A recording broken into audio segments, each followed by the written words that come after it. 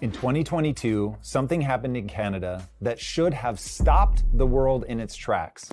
Hundreds of ordinary citizens, teachers, mechanics, stay-at-home moms, all had their bank accounts frozen for legal donations they made. No trial, no warrant, no just cause.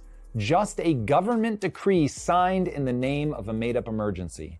It was the first time in the modern West that financial access, the driving heartbeat of everyday life, was switched off by a head of state for political reasons. In the book 1984, George Orwell wrote, "If you want a picture of the future, imagine a boot stamping on a human face forever." Orwell understood what so many seem to have forgotten. Governments are made of humans, and power corrupts humans. Governments are extremely useful in protecting the weak from the powerful. They allow us to act as a collective and stand in opposition to those who would conquer or just take from us. But they also tend towards tyranny. When you remember their utility but forget the tendency to tyranny, you invite the boot upon your face. As Thomas Jefferson said, the price of liberty is eternal vigilance. And now, with the rise of artificial intelligence, we have to be more vigilant than ever. AI is a miracle, and I couldn't be more thrilled to live on the timeline where we get to see the fruit it will bear, but it won't be benevolent by accident. It will require us to make demands of our government and limit how it can be used. You need look no further than COVID to see how the government will hoover up every bit of power and authority that they can. Given half a chance, they will run every aspect of our lives that we let them. Who we can see, where we can go, and even what we can do. Every crisis makes people crave safety. Every cry for safety expands the government's control. Every bit of control they seize forfeits another freedom and marches us one step closer to tyranny. In the face of that, ask yourself, what will be the result of allowing the government to enact digital IDs, CBDCs, and overt and covert influence over the AI models that will run much of society? If we're not vigilant right now, digital IDs, social credit scores, and the like are going to become the most oppressive boot in human history, truly pressed down on our faces forever. So today, in 4 easy parts, we're going to cover what digital IDs really are, why governments the world over are so hungry to implement them, and how you can fight back and make sure the future is as bright and beautiful as we all know it can be. But do not skip part 4. That's the go forward plan. All right, welcome to part 1. This isn't a future problem, it's happening right now. In 2005, Congress passed an unconstitutional law requiring all American citizens to be issued a national identification card. Those aren't my words. Those are the words of U.S. Senator Lamar Alexander while speaking on the Senate floor about Real ID. Real ID is not the innocuous initiative that we're being asked to believe that it is. In a congressional testimony regarding Real ID, the AAMVA, which coordinates closely with the DMV, said that once it's fully imposed, Real ID will be digitized, potentially put on your phone, made real time and remotely accessible, and used to track and control movement, purchases, and transactions. And to quote the Citizens Council for Health Freedom, one of the strongest advocacy groups for freedom in the US, Real ID could become a Chinese-like social credit system linked to a global ID. As they note on their website, the expanding use of biometric and digital ID systems are potential threats to medical privacy, patient autonomy, and individual freedom itself. Real ID opens the door to tracking, profiling, and control over your medical choices and daily life. They also note it is a blatant lie that you can't fly without a Real ID. I know because I've done it. There are, in fact, 15 other acceptable forms of identification. But lying about it, as Kristi Noem has repeatedly done, helps accelerate compliance. As Thomas Jefferson so tragically noted, the natural progress of things is for liberty to yield and government to gain ground. Said another way, It's the very nature of our government to chip away at our freedoms. And they're doing so right now. So you know what we're up against. Let's look at the ways our liberties are being eroded in this very moment.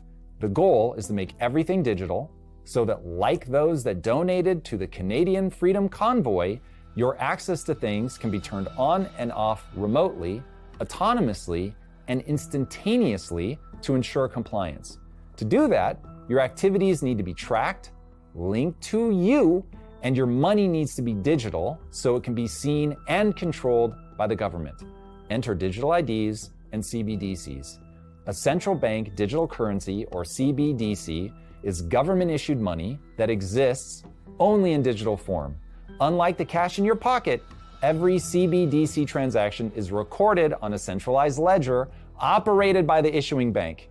Access can be turned on or off instantly, and individual transactions can be scrutinized and blocked. Today, more than 130 countries representing over 98% of global GDP are exploring or have already piloted these systems, including the US. And that's according to the IMF. China, that eternal bastion of freedom, is the furthest along with their digital yuan. The People's Bank of China has processed more than 250 billion USD worth of pilot transactions in cities such as Shenzhen and Shanghai.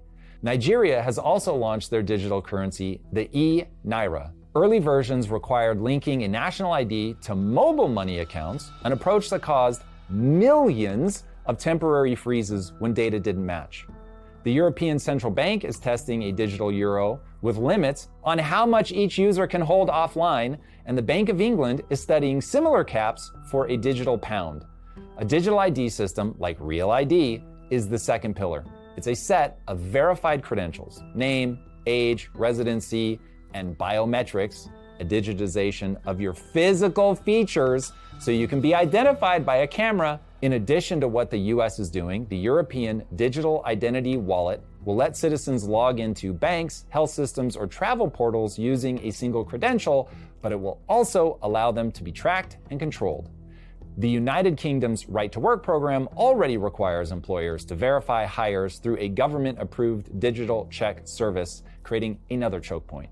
Nigeria's national identification number is already mandatory for SIM cards and bank accounts, and proving how well the system works, according to the Nigerian Communications Commission, telecoms deactivated more than 70 million lines when compliance deadlines were missed. Now, as mentioned earlier, in Canada's 2022 Emergency Act, authorities froze more than 200 bank accounts linked to peaceful support of protest activity. Not even protesting directly, just supporting the protesters, showing how quickly access to funds can be weaponized to force compliance.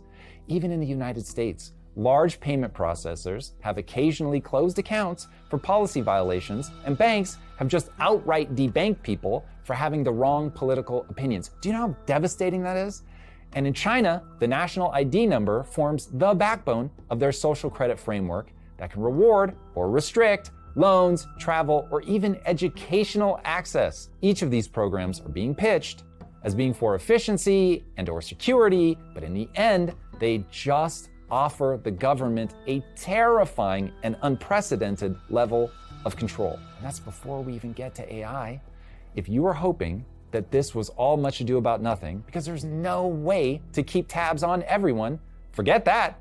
AI already analyzes billions of financial and online interactions to detect fraud, money laundering, and quote-unquote harmful content, and it's only getting faster and more ubiquitous. All of these systems mature, and as they do, they can pattern match behavior far faster than any human bureaucracy, scoring risk, sentiment, or credibility in real time, and ultimately enforcing the whims of the bureaucracy in real time. And if you don't believe me, just think back to COVID. What insane ideas would have been mandated and enforced by AI in 2020 that by 2025, most people recognize as just stupid or outright lies? It is easy to imagine a near future where AI flags a transaction, say a travel request, or even a social media post for further review. 30 people a day in the UK are being arrested now for things they post on social media. Where does this go in the future? Science fiction has warned us about this many times before. In Minority Report, crimes were predicted before they occurred. Now, just replace the clairvoyant precogs from the movie with AI-driven predictive analytics in real life, and you have a system capable of restricting action based on probability, not even proof you didn't do anything wrong. You just might. So we're going to stop you. CBDCs also introduce another variable, programmability. A token can be coded to work only for certain purchases or to expire after a certain date. Is it really your money if you don't control it? Look, don't get me wrong. The potential benefits are real. Lower fraud, faster payments, streamlined services, but the risks are massive. A framework powerful enough to watch everything, decide what's acceptable, and automatically block transactions, travel, and even punish unacceptable speech? And just in case you're asking yourself why I'm making such a big deal of this, when we've already handed over so much personal information to companies and the government, consider this. If the government already had this info, they wouldn't be pushing so hard for Real ID. They don't push for information or control that they already have. You have more control now than you think you do, but we are losing it every day, and things can and will get worse if we just go along to get along. The show will be right back in just a second, but first I want to talk about something that just happened to me, and it sadly could happen to you. I had my phone hacked while traveling. It was a nightmare, and here's the thing, I'm not the exception. AT&T, Verizon, T-Mobile, they've all made headlines for massive data breaches and surveillance scandals. When they're not losing your data, they're actively selling it. Your carrier is the weakest link in your digital security. VPNs and encrypted apps cannot protect you from attacks that happen at the network level. Cape is different. It's a secure mobile carrier built from the ground up with privacy as its first principle. They don't collect your name, social security number, or address during signup. They can't lose or sell what they don't collect. Cape owns its own mobile core, which means they control everything. From what data is collected to how your account is authenticated. Click the link in the show notes to get 33% off your first 6 months with Cape. And now, let's get back to the show. So welcome to part 2. This is a game of control. In the United Kingdom, police issued over 85,000 COVID-related fines for offenses like sitting in a park or walking too far from home. That's real. In Australia, more than 26,000 military personnel were deployed domestically for public health compliance. In Melbourne alone, police arrested more than 20,000 people for breaching curfew or unauthorized travel. In Italy, drones and helicopters patrolled coastal towns to enforce quarantine. In France, they required citizens to carry printed travel certificates for every trip outside their home. In South Africa, 300,000 people were charged for curfew breaches within 6 months. Britain launched a COVID status certification pilot that required digital passes for entry to stadiums and events. Google, guess what they were doing? They logged over 2 trillion location updates per day to produce mobility reports that they then shared with governments. This was years ago. In the United States, over 23 million jobs were classified as non-essential, and businesses that stayed open risked criminal penalties. Churches were closed in 31 states, while liquor stores remained exempt. That's the kind of decision-making we're up against. Facebook and Twitter removed or flagged more than 100 million posts for COVID misinformation. YouTube took down over 1 million videos for the same reason. Are you really telling me you can't imagine governments triggering restrictions based on other emergencies? Acute or long-standing? Things like meat overconsumption, energy overusage, water overusage, wasteful spending, etc. All of those could become triggers for restrictions. And who gets to decide what's overusage? The government. COVID certainly isn't the only time the government has overstepped. In the 45 days alone after 9/11, Congress passed the U.S. Patriot Act, which gave the government its broadest surveillance powers in U.S. history.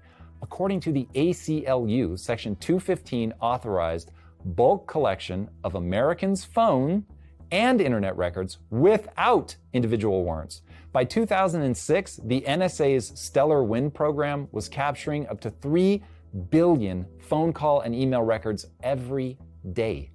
Air travel obviously changed overnight. The Transportation Security Administration was created in November 2001 and then grew from 0 to 65,000 employees in less than a year. Between 2001 and 2011, the number of CCTV cameras in London more than tripled, making it the most surveilled city in the democratic world. By 2013, Edward Snowden, remember him? His leaks confirmed that the NSA's bulk collection program had stored more than 200 million text messages a day worldwide. Homeland Security's annual budget grew from $19 billion in 2002 to $97 billion in 2022, even after the war on terror had officially ended. What began as an emergency has become infrastructure, a standing bureaucracy built for crises that is increasingly being aimed at ordinary citizens. And when there's no immediate threat, do you think they fold up and send everyone home? No way. Every government agency is trying to get more dollars to create more programs. The nature of any organization is to stay alive and grow. That's why there was such an immediate and aggressive immune response to Doge. I did a whole video on that, which you can watch right here. It is critical to remember that even smart people can believe really dumb things. Think about the food pyramid. That was an unmitigated disaster that almost certainly shortened human life expectancy, built on top of lies and stupidity and propagated by the well-meaning and the malicious alike. The quote-unquote elite class is so convinced they know best. And they have proven over and over they are perfectly willing to enforce compliance, even when they're wrong.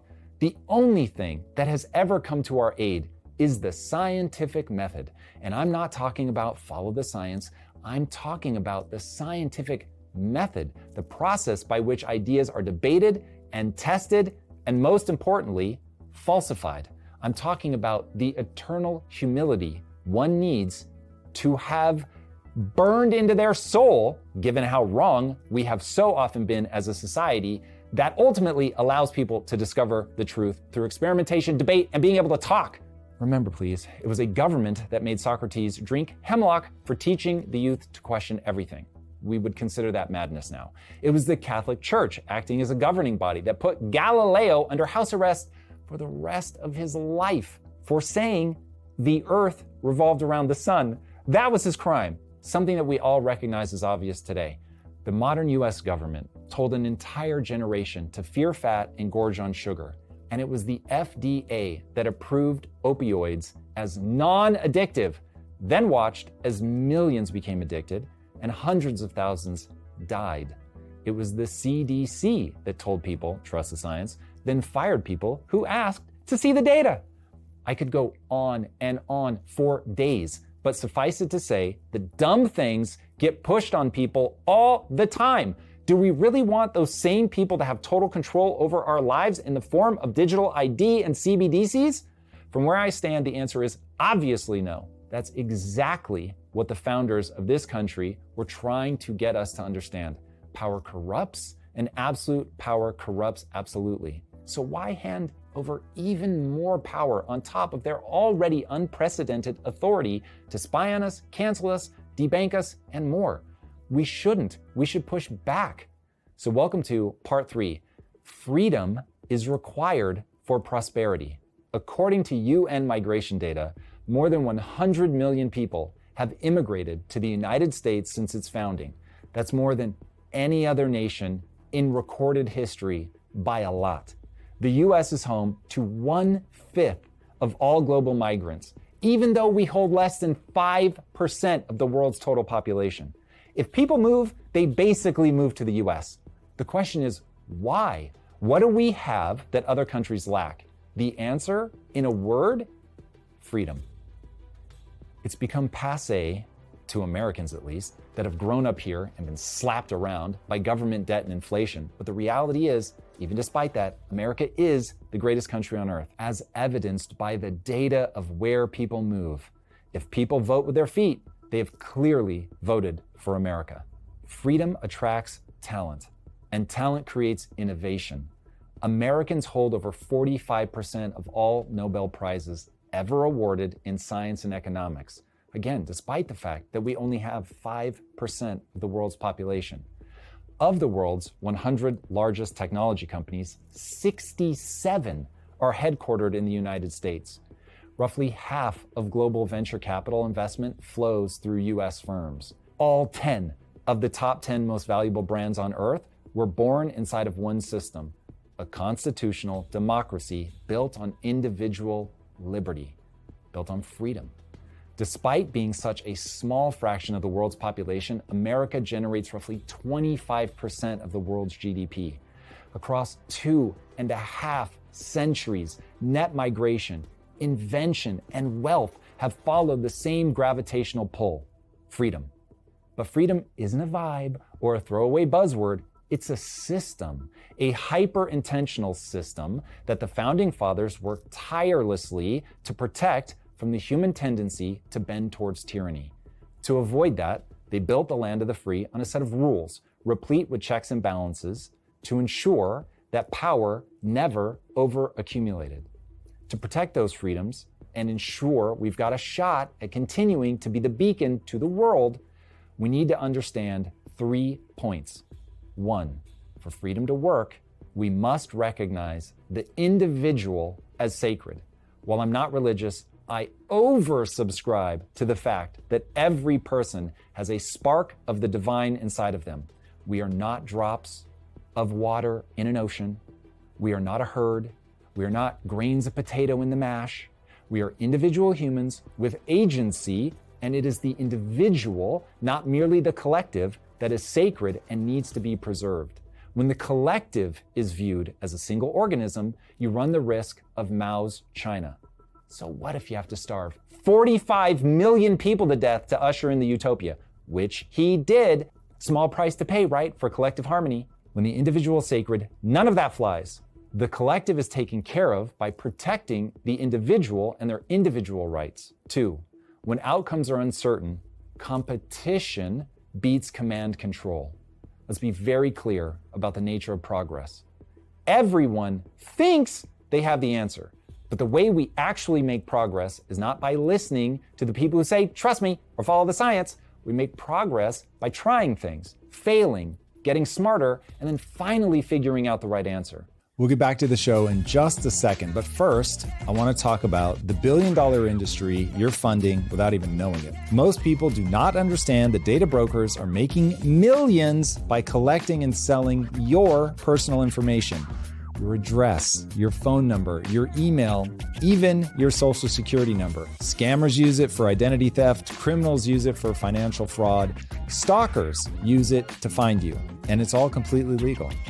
That's where Incogni comes in. They track down your personal data across hundreds of data broker sites and remove it automatically. You create your account, authorize Incogni to act on your behalf, then they handle everything. Plus, their custom removals feature lets you send them any link where your data appears online. Their team then goes in and removes it for you. Take back control of your personal data. Go to incogni.com/impact and use code IMPACT for 60% off an annual plan. Try it risk-free for 30 days. And now, let's get back to the show. No one has a monopoly on the truth. In fact, most of the things we think are true today will be obviously wrong to a grade schooler in 50 years. It's wild how often that's happened throughout history. Progress is realizing that no one really knows what's going on, and therefore, you've got to let people try. Thousands of experiments. People pursuing things most think are absolutely insane. That's Silicon Valley's secret. Permissionless trial and error. Delusional, quite frankly, entrepreneurs who are convinced they're going to succeed. Most are wrong. The vast majority fail, talking over 90%. But a few ideas actually work, and we all get to benefit from having let them all try instead of trying to control it from the top down. America has institutionalized this process. Low barriers to entry, strong property rights, deep capital markets, a culture that celebrates the builder, the risk taker. There are rails, to be sure, but the government works best when it gets the hell out of the way and lets the builders try to build. That's why the US produces a wildly outsized share of Nobel Prizes, patents, unicorn companies, and breakthroughs. It's not because we have the smartest government officials or brilliant regulations or digital ID or AI. The government stays out of the way. We respect individual freedom. Even China, whose political system yielded unimaginable amounts of death in my lifetime, finally had to imitate capitalism to escape mass poverty. And the result was pulling hundreds of millions of people out of poverty in just 4 decades. It wasn't because central planning suddenly started working. It was because they stopped central planning long enough to let the incredible individuals within their country get to work, run experiments, try things, and have the freedom to experiment and be wrong. That freedom compounds faster than the most brilliant elites trying to tell everyone else what to do. Orwell said it the cleanest. Freedom is the freedom to say that 2 + 2 makes 4. I know that sounds silly, but as we've covered, there have been plenty of times in history when people were literally killed for saying true things. And the ability to say things, even things everyone else thinks is wrong, or stupid, or even evil, is exactly what's necessary if you want the freedom that brings all of the other prosperity. The third idea you need to face if you want freedom to ring is that you can spot the bad systems by one simple test. Do they have to stop people from leaving?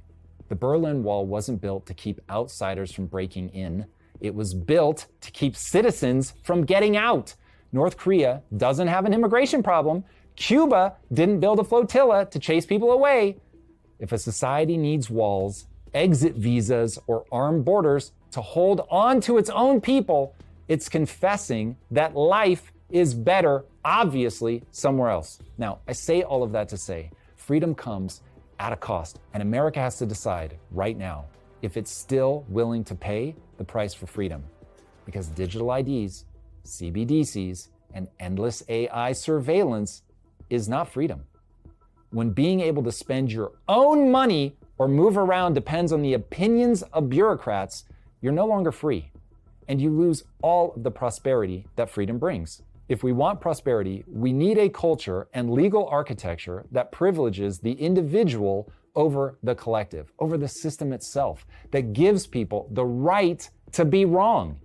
So what now? How do we protect the very thing that made us the greatest nation on earth? Welcome to Part 4, How to Resist and Ensure This Never Happens. In 1966, China's Cultural Revolution empowered youth guards to police thought, and millions were persecuted and even killed for dissent. In 1976, Argentina's military junta launched the Dirty War, disappearing an estimated 30,000 citizens accused of subversion. In 1989, the Tiananmen Square crackdown killed hundreds, possibly thousands, of peaceful demonstrators calling for reform.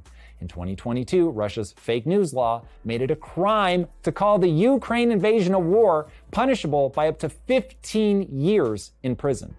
Here in the US, the Church Committee exposed illegal surveillance of our own citizens, leading to permanent intelligence oversight in the FISA court. Governments can and do break bad all the time. As documented by political scientist R.J. Rummel, in the 20th century alone, governments killed approximately 200 million of their own citizens.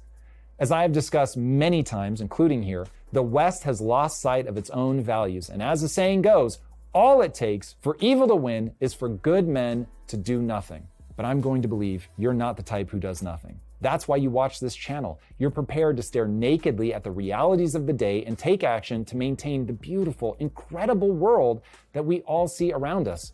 There's no sense in hand-wringing or panicking, but there is clear sense in taking action. So let's get to it. Here are the 7 steps you can take right now to ensure our government stays on the right track when it comes to digital IDs. 1, speak up. Use your voice and your vote. Post, write, communicate, vote in whatever way suits you, but don't remain silent. See something, say something. Support candidates who oppose digital IDs like Real ID. Same with CBDCs, and be sure to back strong privacy protections. And for the love of God, defend free speech. Start by defending the right for people to say things you hate. Defending things you agree with is not going to help. Show up locally. City councils, school boards, state houses, small rooms often are the places making the biggest rules. File comments. When agencies propose rules, ID, payments, biometrics, whatever the case, there's often a public comment window. Use it. And tag me on X, by the way, if you see something that I might have missed. Submit FOIA record requests. If you like sleuthing and are the kind of person who filters by new on Reddit, ask for the memos. Ask for the info about pilot programs and things like vendor contracts. A lot of stuff is hiding in plain sight, but we all have to ask for it. 2, box in emergency powers. Demand sunset clauses. Every temporary authority needs an expiration date and an explicit revote. Every time there is a crisis, you can pretty much guarantee it will be used to gobble up more power and control. Limit the damage by insisting on sunset provisions. Support independent oversight. The government plays fast and loose with our data and privacy right now. Push for oversight run by people who are fiendish about protecting privacy. Require public reporting. How many flags, freezes, and denials are there? For what reason? Publish the numbers quarterly. I have a feeling we'd be shocked by the scope of people our own government takes actions against. Imagine having this kind of reporting during COVID. Instead, people were covertly censored and debanked under government pressure. 3, push back on Real ID mission creep. Ask Congress for 2 actions. 1, direct TSA to withdraw progressive enforcement of Real ID at airports. Remember, it is already a lie that you can't fly without Real ID. You most certainly can, despite what they tell you. But in the coming years, this will be enforced more and more unless they are pressured to stop. 2, repeal or replace the Real ID Act with a voluntary privacy-preserving standard. Also, remind the government that the states' rights exist for a reason, that they are enshrined in the Constitution, and that a federal ID usurps many of those rights.